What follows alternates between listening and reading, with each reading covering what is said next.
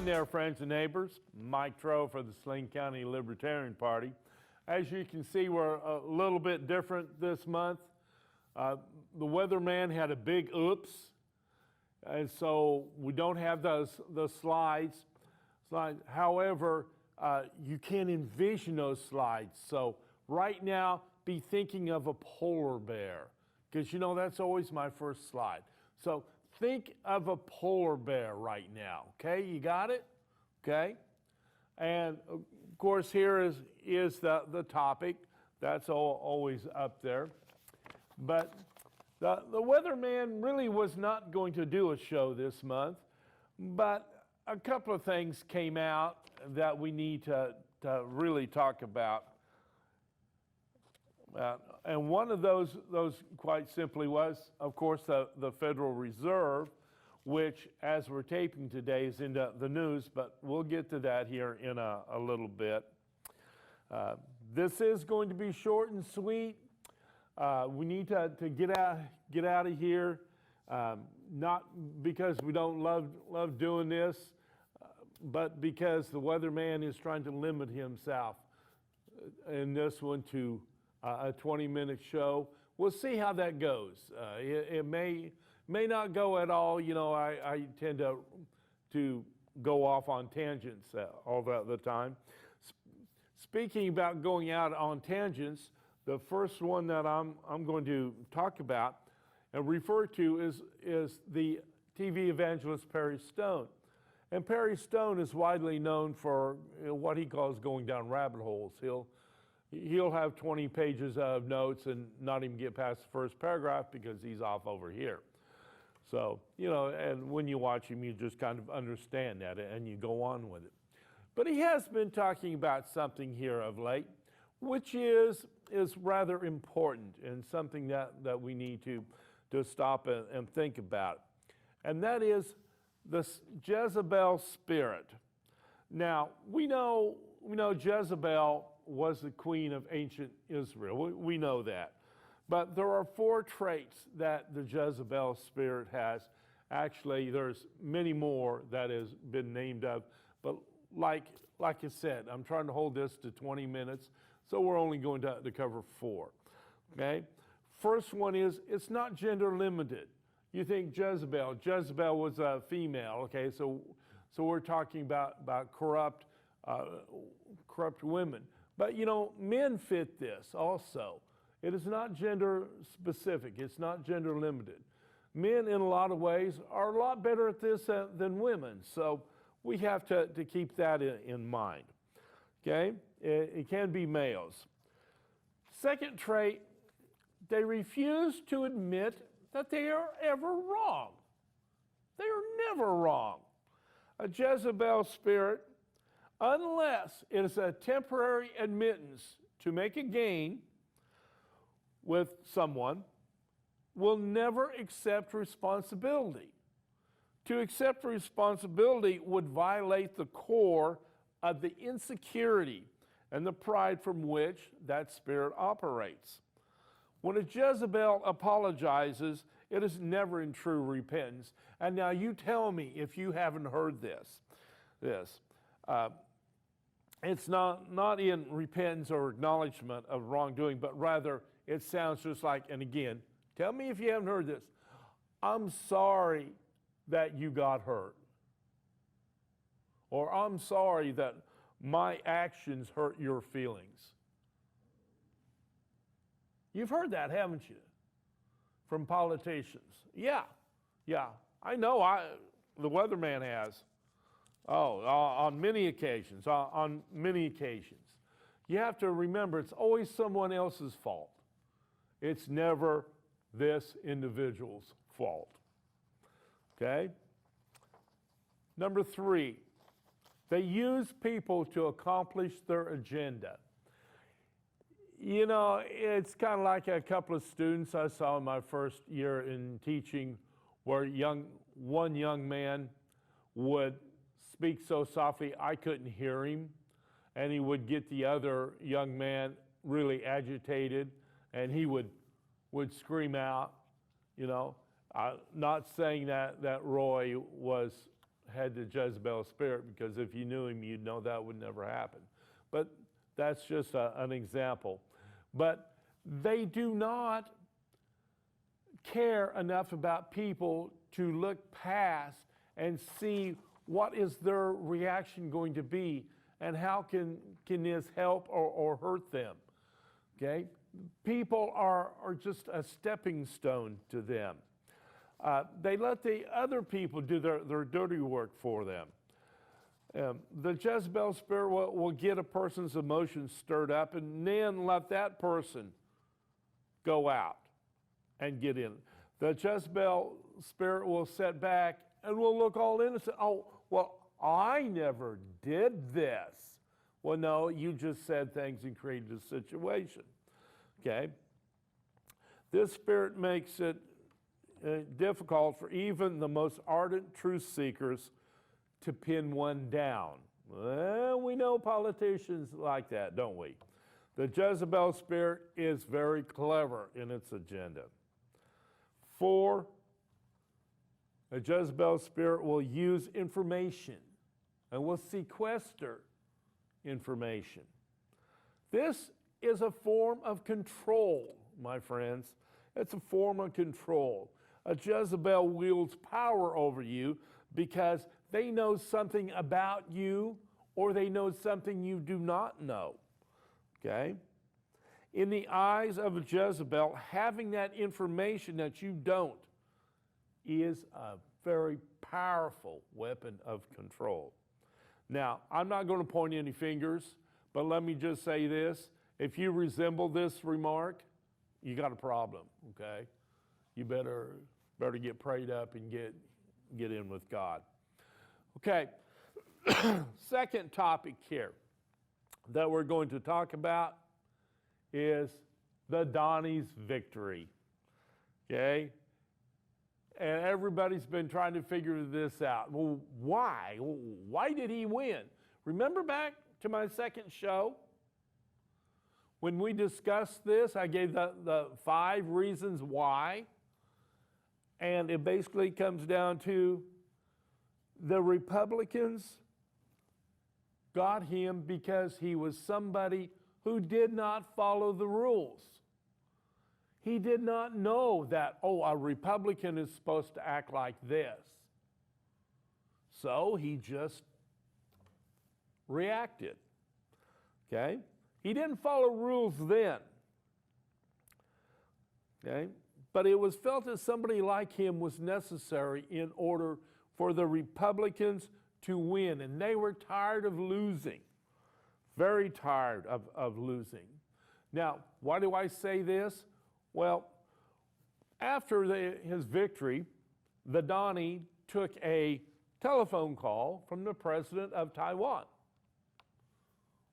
Why is this a problem, you may ask? Well, it made China angry. And China came back with, well, Trump had better learn his place, and he better get in line, because doesn't he understand that China runs this world? Well, now, let's be fair here for a second, folks. Let's be fair. The One China policy was instituted around 40 years ago, and it was an acceptance of the fact that on the mainland China there was 1 billion people and there was a few million people on the island of Taiwan.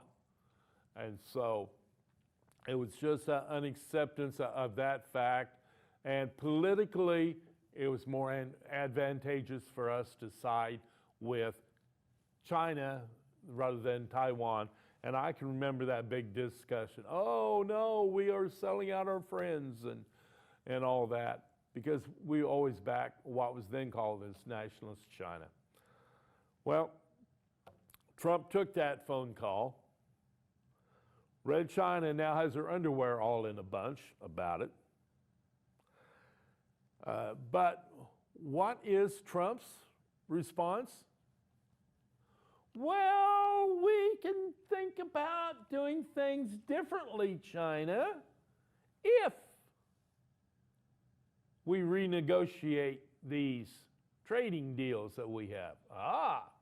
So here we go. It's all about making a bargaining point with the Chinese. Stay tuned, folks. We've not heard the end of this by any stretch of the imagination.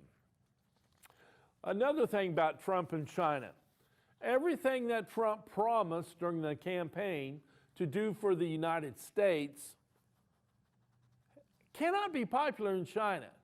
Every job that is added here in America is one less job over in China. Okay? So again, stay tuned. That to me is not as important as Trump is meeting with Kanye West now. Oh, for crying out loud, folks. Where will he go? When will the ignominy of it end? Anyway, back on the jobs. The jobs that Trump said is being created, remember the Coleman Company? What was it, 1,000 jobs? Well, the Coleman Company has came out and said that those jobs will be automated. They will not be ran by human beings, okay? And the simple fact of that is the cost of manufacturing here in the United States. Now we're hearing how IBM is going to invest $1 billion in training and recruitment for 25,000 jobs. Well, the Weatherman's question on that is how many of those jobs will actually be for human beings and how many of them will be for robots? Again, stay tuned for future developments. Number 3, okay, and I said 3, right? So number 3, and look at the title, Draining the Swamp, the Federal Reserve. So this has to be the Federal Reserve, right? Hey, yeah, you're smart, and I can't put anything past you. Okay, the Fed, or in other words, how do the rich and powerful rule the world without worrying about elections? Okay, so let's stop and let's think right now, my friends. What was the original purpose of the Fed? Okay. The original purpose was to end economic downturns. We're told, oh, before the Fed came around, economic downturns happened all the time, and they had such horrible consequences. People lost their work, and oh, they died, and it was just, oh, it was horrible. Okay, well, let's take a look. Enough for the histrionics. Let's take a look. Now, remember, in 1896, J.P. Morgan loaned money to the U.S. government, so we're not counting the 1896 economic downturn, okay? So here's just a list of some of the others, okay? There was 1797, this is from the creation of the Constitution. 1797, 1807, 1819, 1832, are you counting out there? Okay, 1836, 1857, 1869, 1873, 1893, 1901, and 1907. Now, how many is that? Okay, we got 1, 2, 3, 4, 5, 6, 7, 8, 9, 10, 11. 11 economic downturns. How many after the Fed? Okay, 1920, 29, 48, 53, 57, 60, 69, 73, 80, 81, 91, 01, and 07. Okay? Comes out to be, I miscounted here, comes out to be 13. So 11 before the Fed, 13 after the Fed. But how can that be? The Fed ends the economic downturns. Well, we libertarians have a very, very quick saying. Audit the Fed and then shut the stupid thing down. Okay? It's not doing what it was created to do. Okay? It's not doing what it was created to do. Now, really what it does here, folks, what it does is it buys Treasury bills, bonds, and then it produces Federal Reserve notes, what we call money. Okay? There's nothing backing it. It's just a piece of paper. And if they get too much out there, then the prices go up for us, and we lose our ability to pay our bills, to have jobs, and all of that. And so that's what the Fed is really concerned about now, and that's why you're starting to see them raise the prime rate, which is the amount of money that they loan banks. Okay? It's just went up today. They're saying it's going to go up 3 more times next year, 2 or 3 times in 2018, and about 3 more times in 2019. So, you know, what they're trying to do is they're trying to pull this money out and slow it down, okay? Slow the economy down. They've had the spigot wide open now for a decade to help people get elected, okay, which is basically what it comes down to. Well, now if they don't do something, the economy's just going to crash. You know, what are we going to do? Produce more money so we can pay our bills? That doesn't work. That's Weimar Republic in Germany. But they say that they know because they have initials after their name. Spare me the self-indulgences. You're guessing. You're just flat out guessing. Okay? Okay. I wrote a little poem. Hopefully we can get this done. Looks like I got 3 minutes left. How fast can I read? How fast can you listen? Okay, so here we go. Name of the poem is Oh for the Day. Oh for the day when politicians sacrificed to be in office. The pay was small, benefits non-existent. They were there to help, to leave things better than when they started. Then the Satan appeared, the one who was more interested in money and power than in public service, the lobbyist, the corrupter.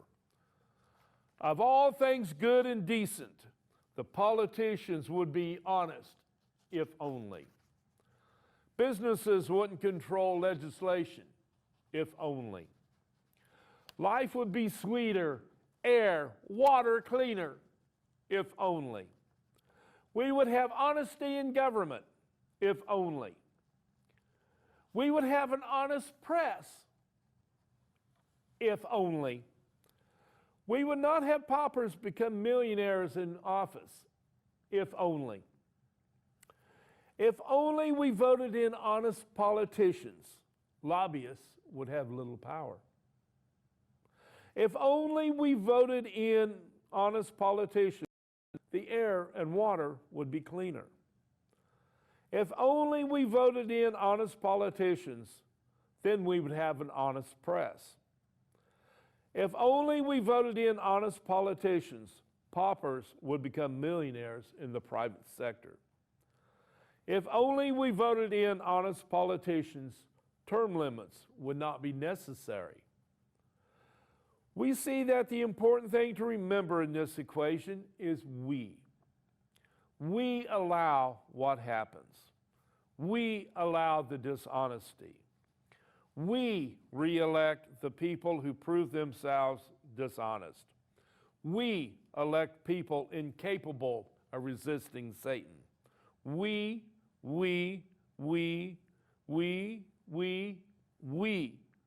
could have if we. Okay? Okay, folks, remember the first Saturday of the month out at Mocha South for coffee. And this next time, we're going to be discussing The Art of War by Sun Tzu. So even if you don't want to participate in that, you can come out, sit down, drink coffee, have fun with us. That's what it's all about. Okay, my friends, and that's the way it is. On Wednesday, December the 14th, 2016, for the Saline County Libertarian Party, this is Mike Troe. May God bless you.